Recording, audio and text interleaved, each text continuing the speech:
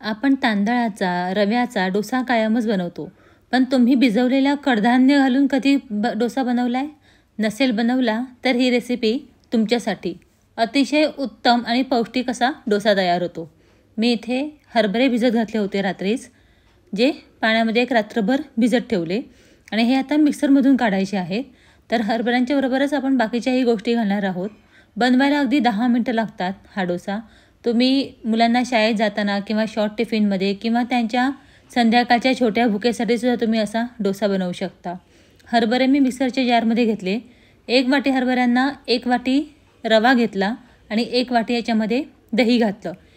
थोडंसं पाणी घालून हे मिश्रण मिक्सरमधून छान बारीक करून घ्यायचं.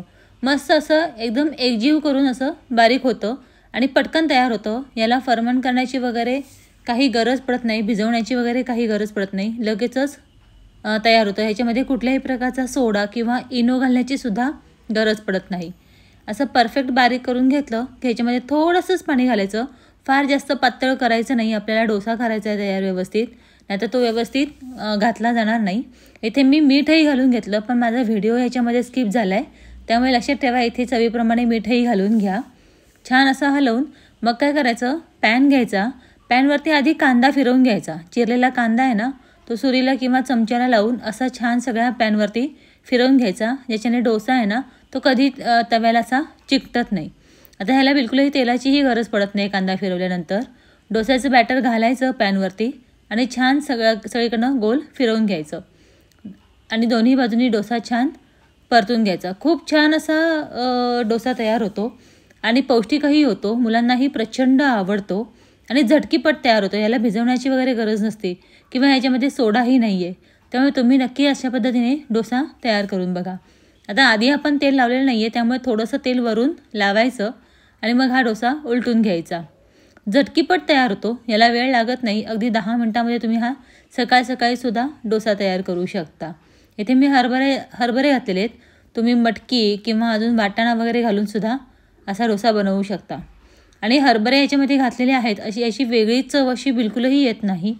छान असा म्हणजे डोशासारखाच डोसा तयार होतो आणि पौष्टिक तयार होतो. एकदा तुम्ही नक्की ट्राय करून बघा. तुम्हाला माझ्या रेसिपीज आवडत असतील तर चॅनलला लाईक, शेअर आणि सबस्क्राईब करायला विसरू नका. मी अशा साध्या सोप्या रेसिपीज माझ्या चॅनलवरती अपलोड करत असते. आता प्रत्येक डोसा घालताना प्रत्येक वेळी कांदा एकदा फिरवून घ्यायचा आणि मग नंतर डोसा घालायचा. आता हा मी सेकंड डोसा घालते आहे. पटापट तयार होतात आणि मुलांना अतिशय आवडतात. अगदी फावल्या वेळेमध्ये तुम्ही पटकन नाश्त्याला म्हणून सुद्धा बनवू शकता. चटणीच्या बरोबर अप्रतिम लागतो. तुम्ही सॉसच्या बरोबरही खाऊ शकता. माझी मुलगी आरवी जी आहे ती सॉसच्या बरोबर डोसा खाते. तिला सॉस प्रचंड आवडतो. ती कुठलीही गोष्ट सॉसच्या बरोबर, अगदी पोळीसुद्धा ती सॉसच्या बरोबर खाते. तर अशा पद्धतीने तुम्ही डोसे एकदा नक्की तयार करून बघा. आता हिवाळा चालू असल्यामुळे भूक खूप जास्त होते आणि अशा वेळी असं काहीतरी पटकन आणि चवीचं आणि पौष्टिक असं सगळंचं कॉम्बिनेशनने काहीतरी बनवायचं म्हटलं ना की मग प्रश्न पडतो की काय बनवायचं. त्यावेळेला असं काहीतरी बनवायचं की जे मुलांनाही आवडेल आणि पौष्टिकही असेल. आणि हा डोसा अगदी 10 मिनटामध्ये बनतो. नक्की एकदा ट्राय करा. आणि तुम्हाला माझी ही रेसिपी आवडली असेल तर एक कमेंट नक्की करा.